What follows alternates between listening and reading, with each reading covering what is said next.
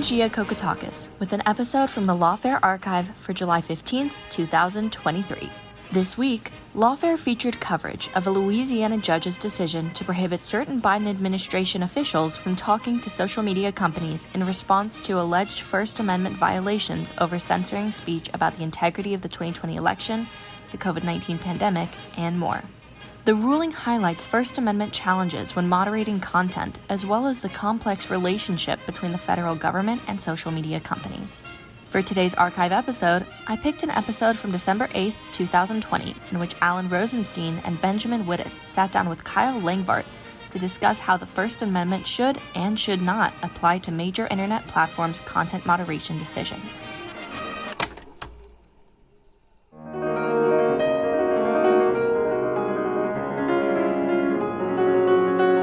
I'm Alan Rozenshtein, and this is the Lawfare Podcast, December 8th, 2020. Yesterday, Lawfare released the first paper in its Digital Social Contract paper series. For each paper, I'll be doing a podcast interview with the author. And today, my guest is law professor Kyle Langvardt of the University of Nebraska College of Law. His paper, Platform Speech Governance and the First Amendment, a User-Centered Approach, examines how the First Amendment should and shouldn't apply to the content moderation decisions of major internet platforms. But first, a brief conversation with Lawfare Editor-in-Chief Ben Wittes, where we discuss the paper series as a whole. It's the Lawfare Podcast, December 8th, the first Digital Social Contract paper series interview, Kyle Langvardt on platform speech and the First Amendment. So, Alan, before we get started with the first episode of this series, let's talk a little bit about the larger project here. What is the Digital Social Contract paper series? The goal of this paper series is to do what Lawfare's always done, which is to analyze the really interesting questions at the intersection of law and public policy and national security and technology, but to do it in a larger scope and in a longer form. And in particular, the reason we're calling it the Digital Social Contract is because generally, when we think of public policy, we think of the two most important actors being the people on the one hand, and then the government on the other, right? And that is traditionally what we think of as the social contract. The people come together to create this government that implements its preferences for them.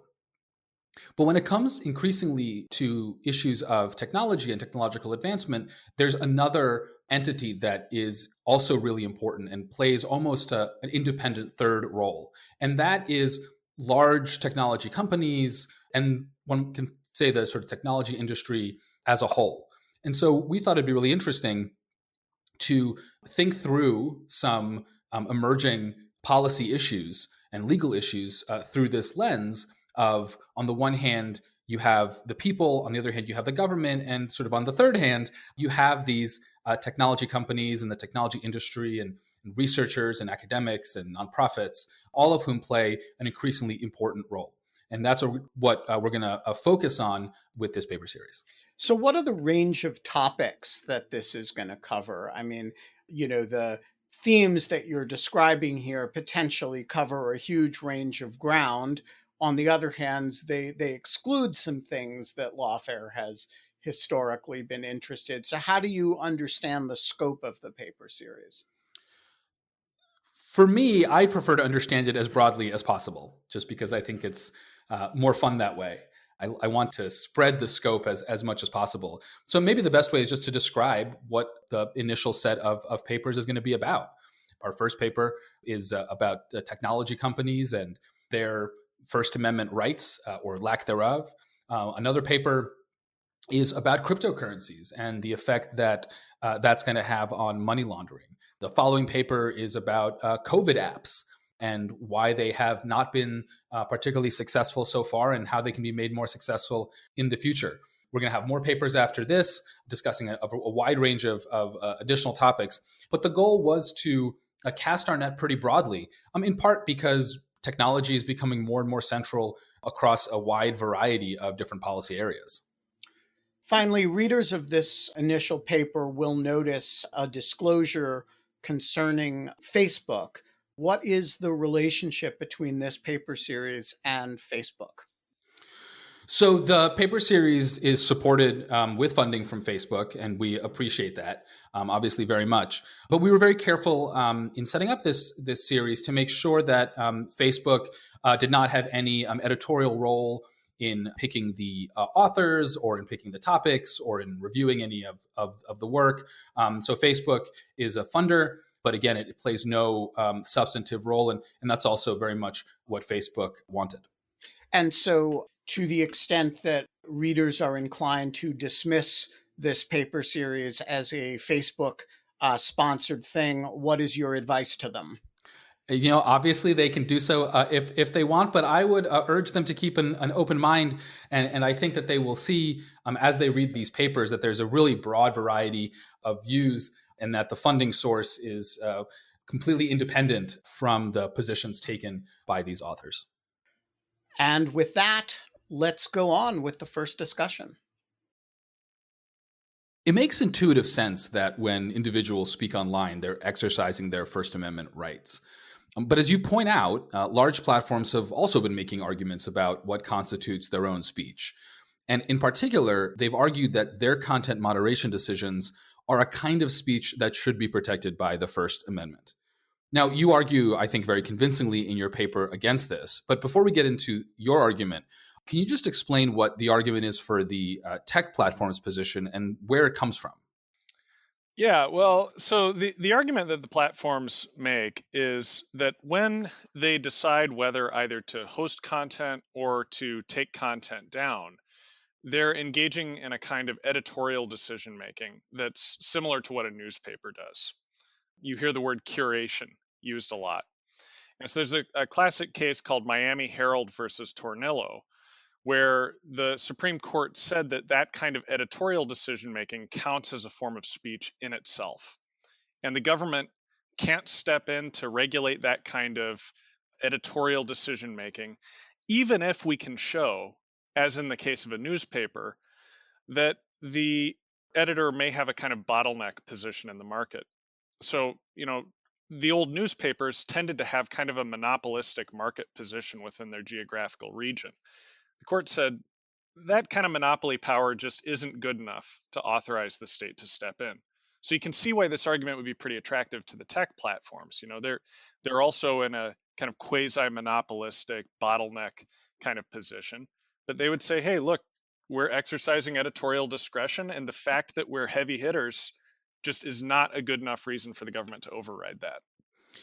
And is this an argument that they've been making and winning on, or is this just an argument that has been circulating? Well, it's an argument that's been out there for a while for search platforms. And search platforms have won on this argument, at least in lower courts. The Supreme Court hasn't decided this. There are also some lower court cases that kind of comment on this argument in the context of content moderation on social media. Now, this is litigation where, for example, you have a social media user who is claiming that the platform is like a public forum that's subject to First Amendment limitations. Not real well represented, not real well argued. But courts have said things kind of offhandedly to the effect that, the platforms really have their own First Amendment rights here to speak. And so what would the practical effect of recognizing the First Amendment rights of platforms be? So I'm thinking there are rules, in particular in the intellectual property and the copyright context, where platforms have to take down copyrighted material that's been shared illegally. And I don't get the sense that they'd be able to respond to that by saying, but we have a First Amendment right to carry pirated movies and music. So in what way does the First Amendment argument disable the sorts of content moderation that you would want the government to consider being able to do? Well, so, I mean, first of all, you kind of have to take the copyright context and set it aside a little bit. So, a newspaper wouldn't have the right to carry third-party copyrighted content under the First Amendment. And on top of that, we have laws like the Digital Millennium Copyright Act that impose certain burdens on the platform to actually go and take down copyrighted content once it's been flagged. Now, the court's generally more tolerant of that kind of heavy-handed intervention if we're talking about copyright. Copyright concerns are treated as kind of outside the ordinary run of First Amendment litigation. But let's say that we had a type of law that required platforms to handle other kinds of content differently. So if you had a law like NetzDG in Germany, for example, a bad law in all kinds of ways, but a law that required platforms to identify and take down content that was manifestly illegal.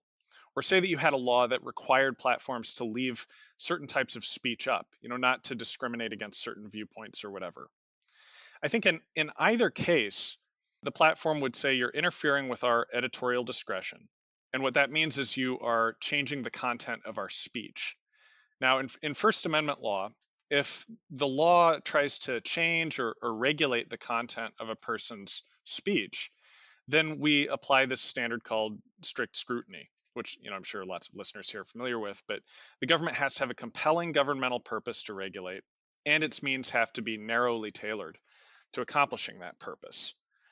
So basically, any time that the government tried to step in and set rules for what we call content moderation, we would apply this strict scrutiny standard, no matter what kind of governmental interference we're looking at. And that would presumably just make it much, much harder then for the government to be able to do that. So, even if the government could occasionally win under this standard, it would just be a huge impediment to the sorts of active legislation and regulation that we tend to think about when we think of government action. Is that the idea? Yeah, it's a really hard standard to pass. And I think what's important to consider here is it's the standard that would apply if the government wanted the platform to take more stuff down.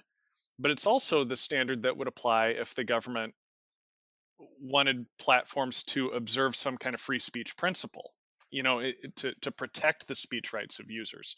We'd be applying the same strict scrutiny standard either way, which I think is pretty problematic. So let's talk about that. So we've made the affirmative case for, or we've at least described the case for why tech companies have this First Amendment editorial right to control what's on their platforms. You argue that they shouldn't have this right, or that the First Amendment doesn't give them this right. And so I was hoping you could explain that. Is it a legal objection? Is it a policy objection? What's going on there? Well, it's kind of both, which is usually the case when we talk about constitutional law. When people talk about the First Amendment rights of platforms, or the rights that platforms might not have, people tend to get into this trap of asking whether the platform is more like a newspaper or whether it's more like, let's say, the phone company. Is it the kind of entity that controls and edits content on the one hand, or is it the kind of entity that just lets it all pass through the way that the phone company does? And I think the basic trap when you confine yourself to those two analogies is you've already conceded at some level that you're looking at a case that's about speech. I would say that when a platform polices content in order to protect public safety, that it's maybe more like a mall cop. It doesn't mean that the platform's doing something bad or suspicious in First Amendment terms. I think it's just kind of orthogonal to the First Amendment. It's regulating speech. It's not actually speaking. Let's talk more about this. So, in your paper, you talk a lot about how it's important to have a user-centric rather than a platform-centric conception of a First Amendment. Mm-hmm. I was hoping you could explain what you mean by that contrast. Yeah, well, so here's the thing. Even if platforms have their own First Amendment rights, it also goes without saying that users on the platforms have their own First Amendment rights. Now, that doesn't mean that if I'm a Facebook user, I can sue Facebook and Facebook has to follow the First Amendment. It doesn't mean that at all. Facebook is not a state actor. But it does mean that if the government were to step in and act as a kind of puppeteer, controlling Facebook's censorship policies, and if then I was the victim there, if Facebook took my speech down in order to follow the law, well, my First Amendment rights would be implicated there, and I would have a First Amendment right against that governmental regulation. So no matter what, user speech rights are already in play. Now, my view is that if we're going to try to figure out when the government can and can't regulate a platform's content moderation policies, all we really need to do is just ask about the effects downstream on that user speech. Saying that the platform has its own First Amendment right, that doesn't add anything to the analysis at all, in my view. What about the argument that you hear sometimes that, well, these platforms are technological entities and their platforms are run using complex computer systems, and those computer systems reflect some expressive choices that the programmers have made? This is the so-called code as speech argument that started in the 90s and is occasionally cited. Is that something that tech companies should be able to use as a shield against regulation? Yeah, I mean, I'm pretty skeptical of these arguments. Now, on the one hand, you can say that, yeah, the platform is maybe expressing certain values that it has if it sets a policy that it's going to take down terrorist content. It thinks terrorism is bad.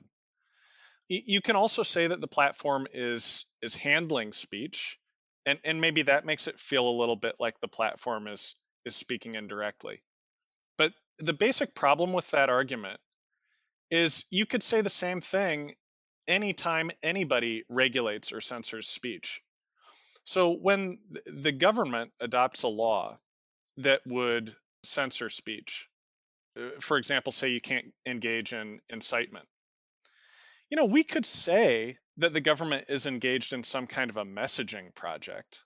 I mean, the government is saying that incitement is bad.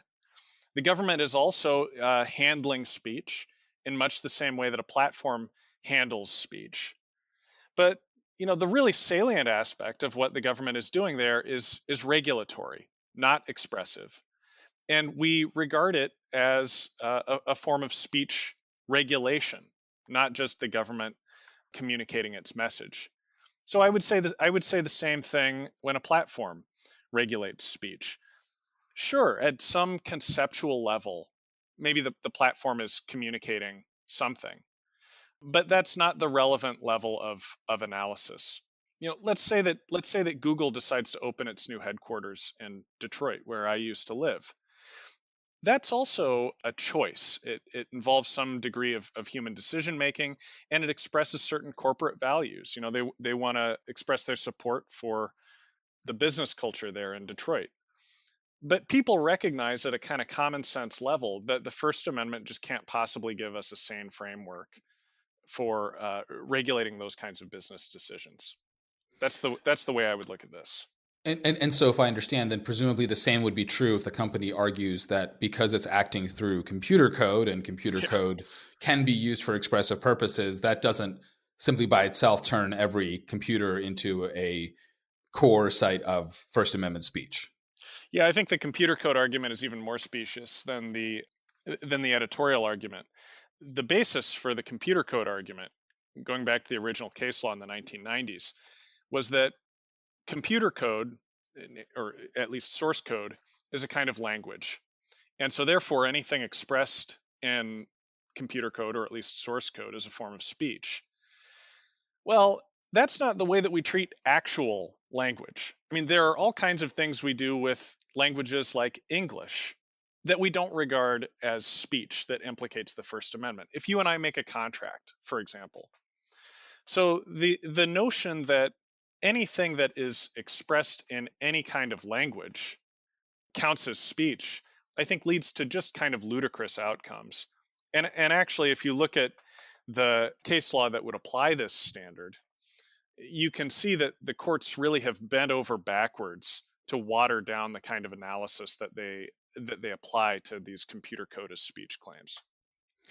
Do you think there's any context in which what technology companies do on their platforms is speech, is their own legitimate First Amendment speech, or are they all? Should we always and in all circumstances think of them analogous to your phone company, right? Which obviously hosts your speech, but itself is never really speaking. Yeah, I think there's definitely situations where the platform speaks. So if a platform puts out a press release, that's speech. The Google Doodle, I mean, that's a form of speech. I would be willing to say that if Twitter tags a Trump tweet, that's speech. I mean, I could see somebody making an argument that maybe we should look at that as more regulatory, but I think that basically looks like speech. Facebook has the banner on the top during the elections that says the votes are still being counted. That's speech. It's like something a TV network would do. But I think when we really go off the rails with this is where a platform isn't putting out something that we would ordinarily recognize as a message, but instead taking down other people's speech. And especially if you have a single platform that is managing the speech of like 2 billion users, like Facebook, that's a point where we could say, look, even if we are kind of sympathetic to the idea that the platform speaks and expresses its values through these censorship policies, that's just an interest that's overbalanced so many times over by these 2 billion other speakers that we should disregard it as kind of trivial.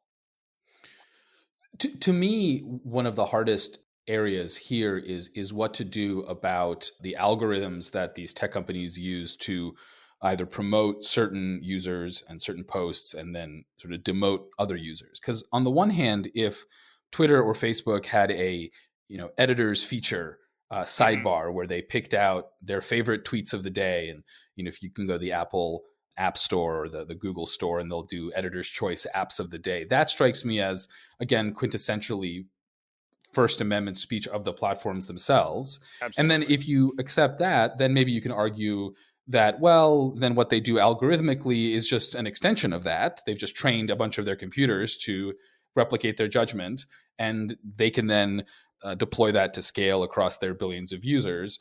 But now we get into the problem you just ran into, which is now we seem to be heavily overweighting whatever speech interests platforms have. So is this just a matter of, in the law, we have to draw some arbitrary boundaries sometimes, and maybe the line between individual versus algorithmic decision making is that line? Even if it's not conceptually perfect, it's the most workable line that we can draw in the law. That's a good question. I mean, I think it's important to find some kind of a workable line, and I'm not sure that I would draw the line at algorithmic speech. I can imagine some contexts where an algorithm could be used to produce art. I mean, that kind of thing has taken place. Or let's say most sports pages today on the internet, my understanding is that they produce a lot of algorithmically generated content. I'm fine with that counting as speech, I think. But I think what's really important is not to mistake regulation for a form of speech. And these platforms, whether we want to compare them to states or not, I think are clearly involved in regulation or governance of speech. If we're going to recognize that kind of activity as speech, then whatever the theoretical merits of the argument, we have in practice set up a kind of a separation of powers where a few private companies are permitted to regulate speech in a way that the government would never, ever be able to. That, I think, is what we have to avoid. So let's say we've drawn the line somewhere. We've identified some stuff that is speech. We've identified a bunch of stuff that isn't speech. And in particular, we've said that, okay, a bunch of what platforms do when they are regulating what users can and cannot say is not going to count as their own, which is to say the platform's own First Amendment speech. Mm-hmm. That then creates a space for government regulation. And there are three types that you talk about. So I'm going to describe them, and then I'd like to talk about each one of them in turn a little bit. So the first type of government regulation is requirements that platforms take certain content down. The second type is rules about how the platforms themselves are designed. And then the third is kind of the flip side, which is rules that limit what platforms can remove from their own sites. So limits on platform censorship. So let's talk about each of these in turn. So on the first proposal, or the first kind of regulation, the takedown mandates, what are the sorts of things that the government might want internet platforms to remove? And what First Amendment issues does that raise, either, again, for the platforms themselves or in the absence of any platform rights for users? Mm-hmm. Well, I think the first things that government might set out to have removed would be in the bucket of incitement to lawless action or misinformation that could lead to, real world physical harm. So false claims about coronavirus, I think, fall into this kind of bucket. But also conceivably certain kinds of, for example, hate speech, the kind of stuff that went viral and led to ethnic cleansing and in Myanmar. These are the kinds of circumstances where I could see the government claiming some kind of interest in stepping in and making sure this stuff doesn't go viral and cause horrible real world consequences. Now, traditionally, the government has not had very much room to regulate this kind of harm causing speech at all. There's a standard called the Brandenburg standard that's just extremely demanding. I mean, the government can really only step in cases where a person has used explicit language exhorting somebody to violate the law, and where it's likely to happen, and where it's imminent that it's going to happen. That seems like a very, very restrictive standard, I think, for the social media environment. And the government would probably try to go beyond that. But I think that's the first kind of content that the government would try to force platforms to take down, content that would lead to real world harm in the short term. And under your system, would there be any First Amendment limits to this? I mean, what we've gotten to in this conversation is that technology companies should not be able to claim the First Amendment themselves. So who is going to defend us against government censorship under a regime like this?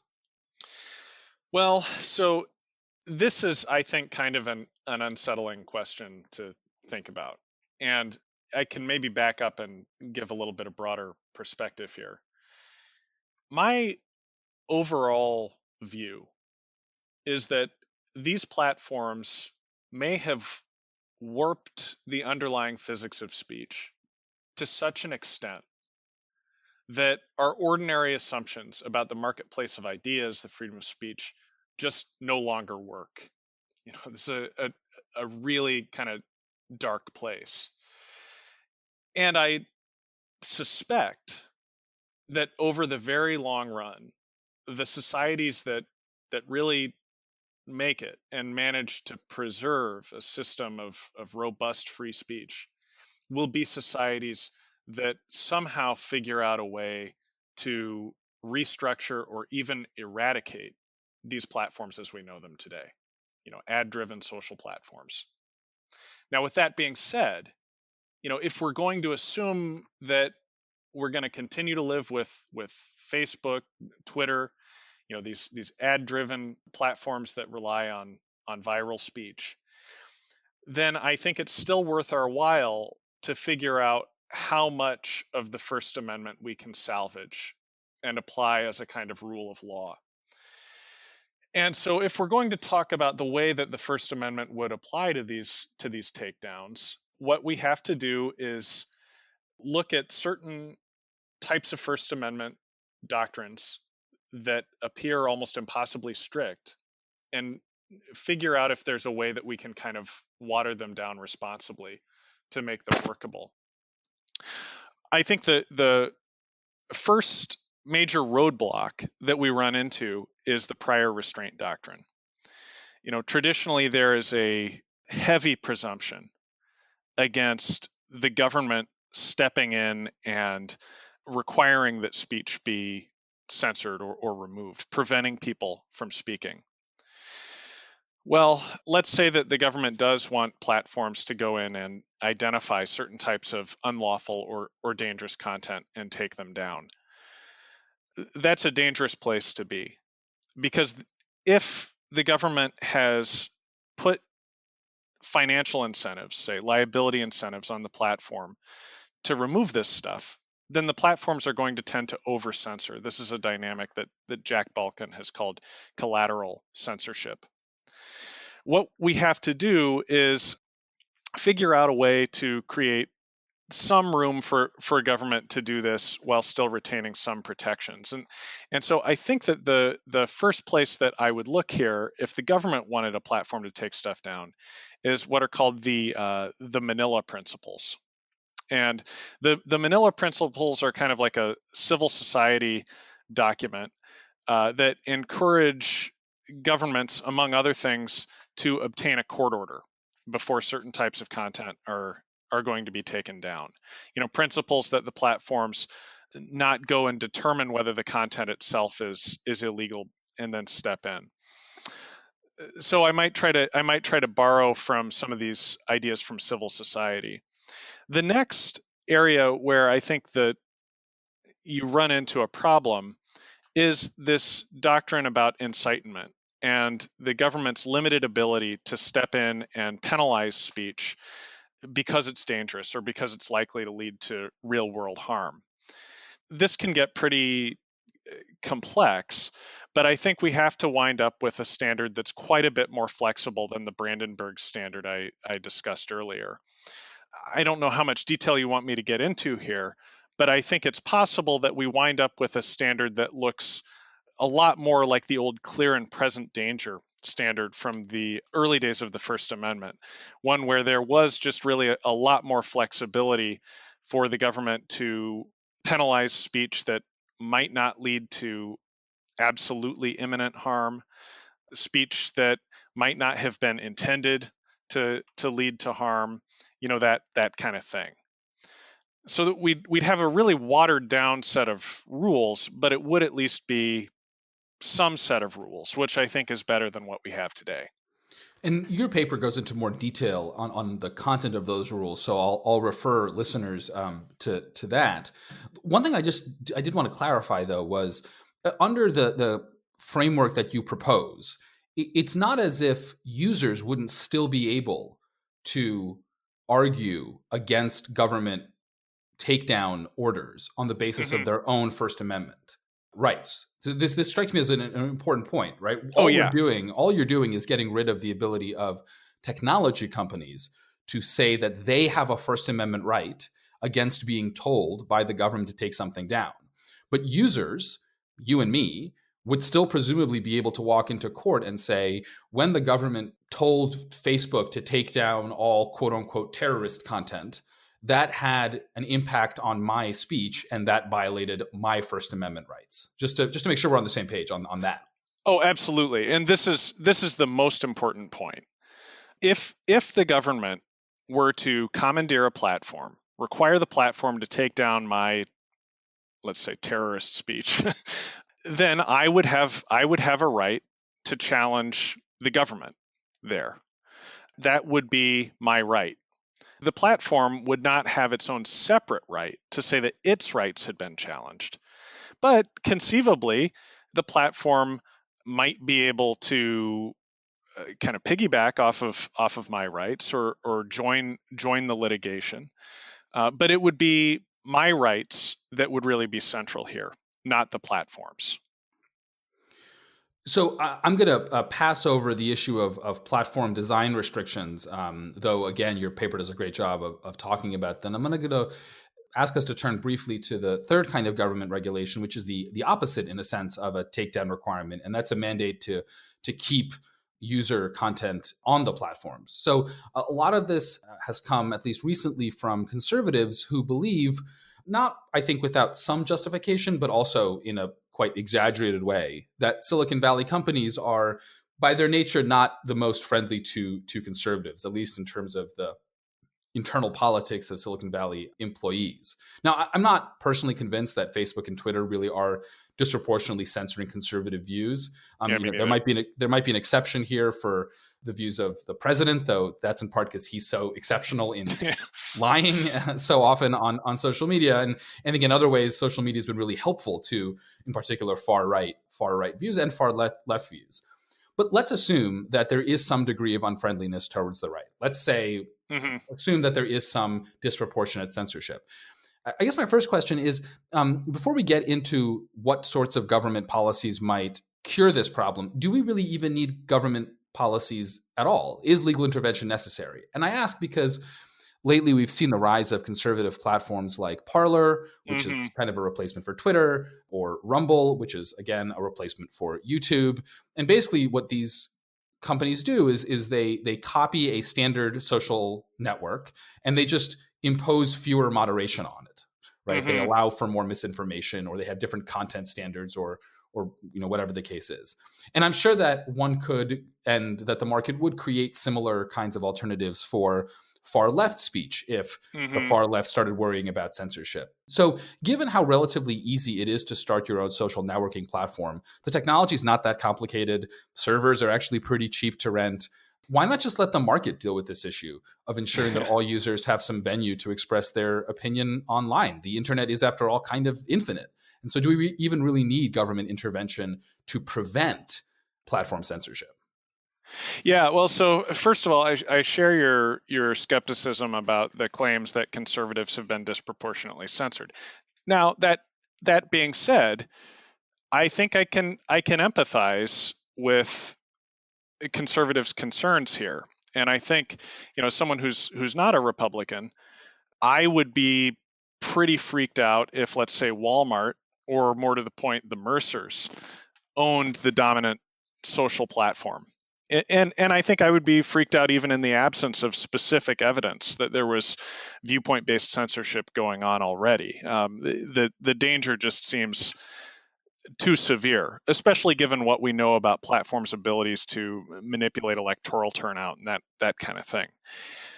Now, as for the role that markets might play, I'm very skeptical that market forces have a helpful role to play here.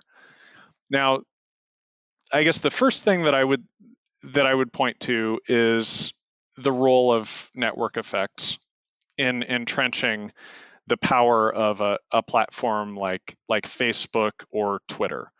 It's not clear to me that these platforms are really going to be subject to meaningful market pressures from the outside. Now, I may be wrong about that, but I think there's at least some room to be skeptical. Now, I guess if there are market pressures, what kinds of market pressures are we going to look at? And I'll get to the Parler point here. The first market pressures we should look at are really market pressures that come from the ad companies, because Facebook, Twitter, YouTube, whatever platform with free services we're talking about is really going to be an advertising platform. And my sense is that to the extent they respond to market pressures, the most meaningful market pressures are going to be those that come from the advertisers who pay them. Now, the advertisers may sometimes have some interest in the platform's content moderation policies, but their interest in the platform's content moderation policies is mainly going to be an interest in making sure that their own advertising gets carried. They may occasionally have an interest in seeing a platform improve its content moderation policies more as a kind of general policy or societal matter, but when they do, I expect that it will tend more in the direction of taking more speech down. Now, as for Parler, is Parler a kind of case study that might indicate how the market might call for a freer system of content governance? My sense on this is no. Now, first of all, I would say with Parler or Gab or any of these so-called free speech social media services, they're really small fry. I think Parler right now is at about 10 million users. And, if these platforms really are just kind of leaving everything up and not really moderating much at all, then they're probably not especially enjoyable places to hang out, unless you're from like the extreme right or something like that. As long as that's the case, then these platforms are never going to pose a real threat to a broad-based platform like Facebook or Twitter. Now, let's say, on the other hand, that these platforms are large enough to be a major player and to threaten Facebook or Twitter's dominant position. Well, if that's the case, then I think we've got to start asking some real questions about what these platforms are really up to. Now, Parler says that it's a platform for free speech, unbiased content moderation. But I would not take Parler at its word when it says that. This is a platform that's underwritten by the Mercers. These are the people behind Cambridge Analytica in the 2016 election. And I think there's every reason to suspect that they're engaging in the kind of invidious content moderation practices that they would accuse a platform like Facebook of. If we do have a competition between a lot of different platforms, I think it's unlikely that that's going to be a competition among users to find the platform that has the most optimal or the most liberal free speech policy. I think it's much more likely that we're going to have users competing for content moderation policies that satisfy or mollify their own ideological preferences. And that, will just kind of be sort of a race to the bottom, I think. So the idea here would be that the reason, or one reason why the government might want to impose some neutrality standards or whatever it is on platforms is to avoid a situation in which you end up with a lot of basically filter bubbles, like a lot of different platforms. You have one targeted to this group and that group, and then no one actually ends up talking across groups. And I suspect, let's say that we have a bunch of filter bubble platforms that cater to people at different ends of the ideological spectrum. I think at that point, the policy conversation just kind of moves up a level. We no longer have a single platform that we expect to come in and regulate all this speech. I think people would start demanding that the state come in and regulate all this speech. Are there any First Amendment issues with the government requiring a certain level of editorial neutrality? I mean, assuming that we've established that tech companies don't have a First Amendment right in their editorial decisions, usually we think of the First Amendment as protecting the government from restricting speech. But here, the government is actually trying to promote speech by restricting the ability of someone else, the platforms, to remove the speech. So does the government have a completely free reign in the sorts of neutrality requirements it imposes, or is there some limitation nevertheless there? So first of all, and I know you already said this, we've got to be very clear that we're talking about a scenario in which the platforms don't have their own speech rights. So if the platform has its own speech right, then we're at strict scrutiny, that very difficult threshold to pass. If the platform isn't its own speaker, though, then the First Amendment consequences of a viewpoint neutrality standard are kind of murky. I mean, this is something that's really pretty unfamiliar. I think at first impression, it might seem that there's no First Amendment problem at all. I mean, if all that the government is doing is requiring a platform to leave a lot more speech in place, then we could say that no one's speech has really been burdened. There's just no one who's in a position to sue or challenge it under the First Amendment. And that's one possibility. Now, I think the thing that we've got to keep in mind is if we're talking about a scenario like this, we're talking about issues that will arise for some time going into the future. And so the way that we think about First Amendment rights is going to change in that time. It could be that a decade from now, a couple decades from now, the courts are more sensitive to the role that, say, trolls can play in inhibiting a person's speech. And who knows? I mean, maybe a speaker on one of these platforms could say that, look, I have been trying to speak, but I'm just trolled and threatened incessantly by these other speakers on the platform. And when the government requires the platform to observe viewpoint neutrality, it therefore requires kind of indirectly inhibiting my speech. I mean, this is not a theory that the courts today would adopt. But over the long term, I think it's a theory that's not obviously unreasonable. And so even something like a viewpoint neutrality standard that today might seem to be totally innocuous in First Amendment terms might, under a different interpretation of the First Amendment, look a little more suspicious. So there's obviously a lot more to talk about here, but I think this is a good place to end for now. Kyle, thanks so much for speaking with me. This is obviously an immensely complex issue, and I really appreciate you sharing your insight. Absolutely. Thanks for having me here, Alan. The Lawfare podcast is produced in cooperation with the Brookings Institution. If you've liked what you've heard, please take a moment to rate the podcast or let someone know so they can enjoy it as well. This podcast is produced by Jen Patya-Howell. Zachary Frank of Goat Rodeo is our audio engineer, and Sophia Yan performed our music. As always, thanks for listening.